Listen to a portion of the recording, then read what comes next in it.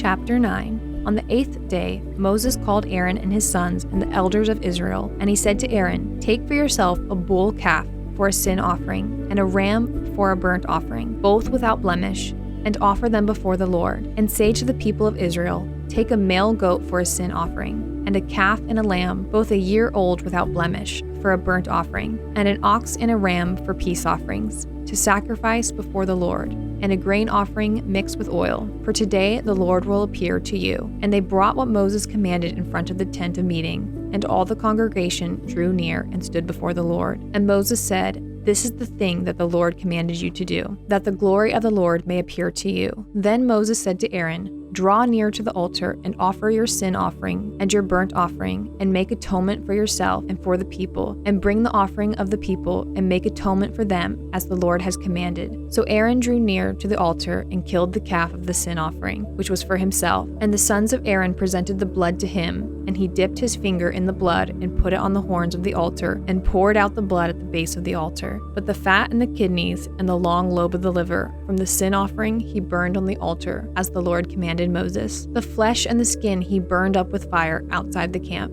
Then he killed the burnt offering, and Aaron's sons handed him the blood, and he threw it against the sides of the altar. And they handed the burnt offering to him, piece by piece, and the head, and he burned them on the altar. And he washed the entrails and the legs and burned them with the burnt offering on the altar. Then he presented the people's offering, and took the goat of the sin offering that was for the people, and killed it, and offered it as a sin offering like the first one. And he presented the burnt offering, and offered it according to the rule. And he presented the grain offering, took a handful of it, and burned it on the altar, besides the burnt offering of the morning. Then he killed the ox and the ram, the sacrifice of peace offerings for the people. And Aaron's sons handed him the blood, and he threw it against the sides of the altar. But the fat pieces of the ox and of the ram, the fat tail and that which covers the entrails, and the kidneys and the long lobe of the liver, they put the fat pieces on the breast, and he burned the fat pieces on the altar. But the breast and the right thigh Aaron waved for a wave offering before the Lord, as Moses commanded. Then Aaron lifted up his hands towards the people and blessed them. And he came down from offering the sin offering and the burnt offering and the peace offerings. And Moses and Aaron went into the tent of meeting, and when they came out, they blessed the people. And the glory of the Lord appeared to all the people. And fire came out from before the Lord and consumed the burnt offering and the pieces of fat on the altar. And when all the people saw it, they shouted and fell on their faces.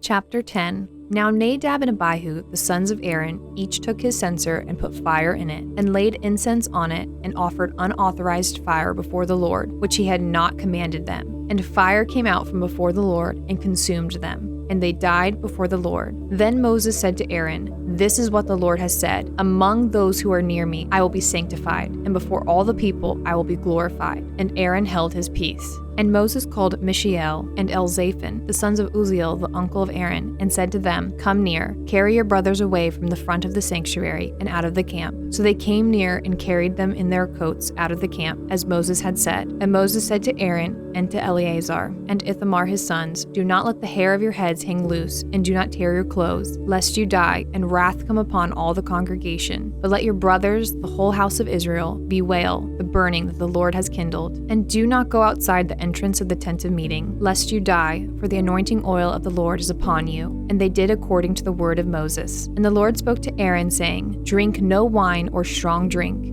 you or your sons with you, when you go into the tent of meeting, lest you die. It shall be a statute forever throughout your generations. You are to distinguish between the holy and the common, and between the unclean and the clean, and you are to teach the people of Israel all the statutes that the Lord has spoken to them by Moses." Moses spoke to Aaron and to Eleazar and to Ithamar, his surviving sons, "Take the grain offering that is left of the Lord's food offerings, and eat it unleavened beside the altar, for it is most holy. You shall eat it in a holy place, because it is your due and your son's due from the Lord's food offerings, for so I am commanded. But the breast that is waved and the thigh that is contributed you shall eat in a clean place, you and your sons and your daughters with you, for they are given as your due and your son's due from the sacrifice of the peace offerings of the people of Israel. The thigh that is contributed and the breast that is waved they shall bring with the food offerings of the fat pieces, to wave for a wave offering before the Lord. And it shall be yours and your sons with you as a due for forever, as the Lord has commanded. Now Moses diligently inquired about the goat of the sin offering, and behold, it was burned up.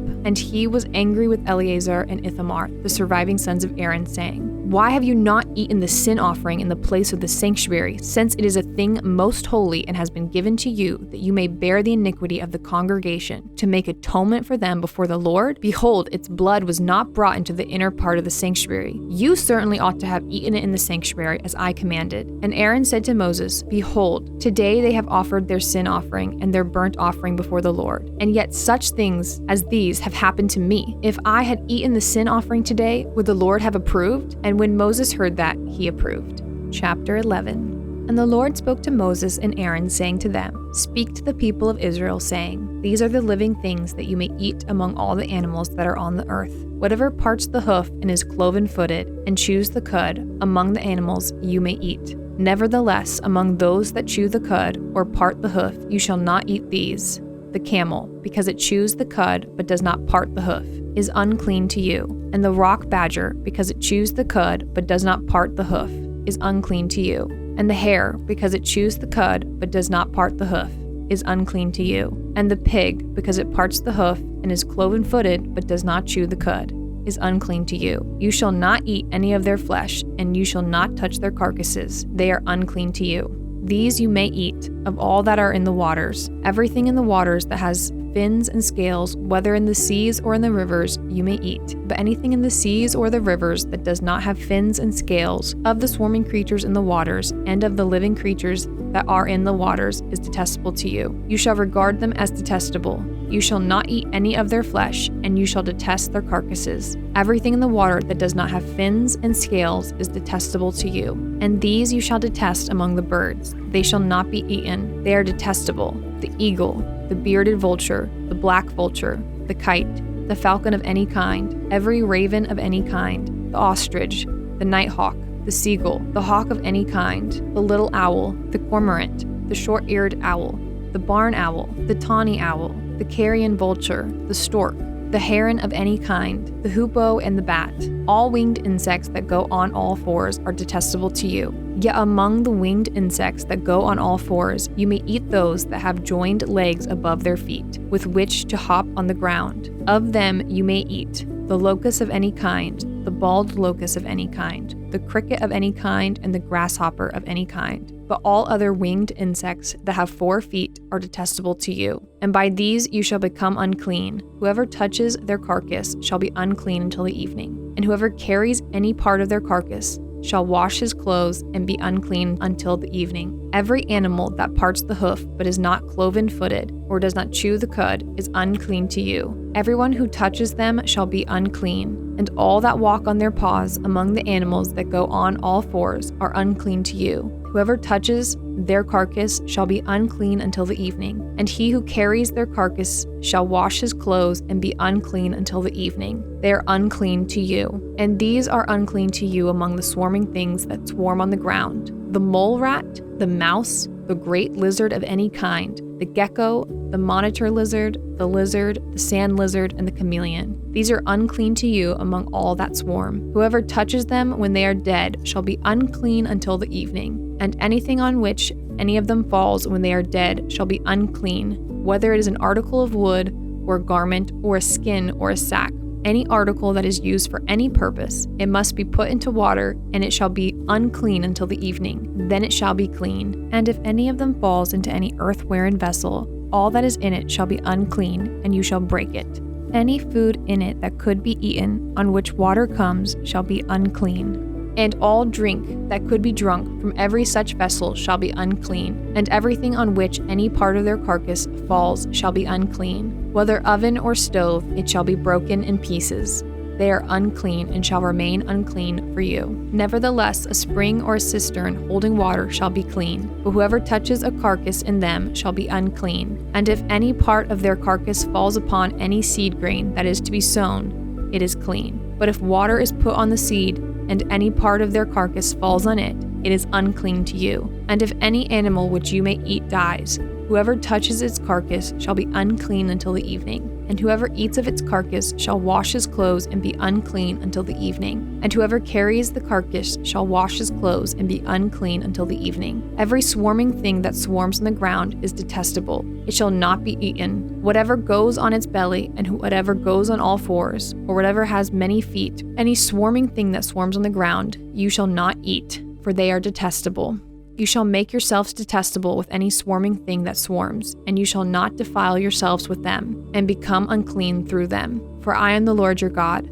Consecrate yourselves, therefore, and be holy, for I am holy. You shall not defile yourselves with any swarming thing that crawls on the ground. For I am the Lord, who brought you up out of the land of Egypt to be your God. You shall therefore be holy, for I am holy. This is the law about beasts and birds, and every living creature that moves through the waters, and every creature that swarms on the ground, to make a distinction between the unclean and the clean, and between the living creature that may be eaten and the living creature that may not be eaten.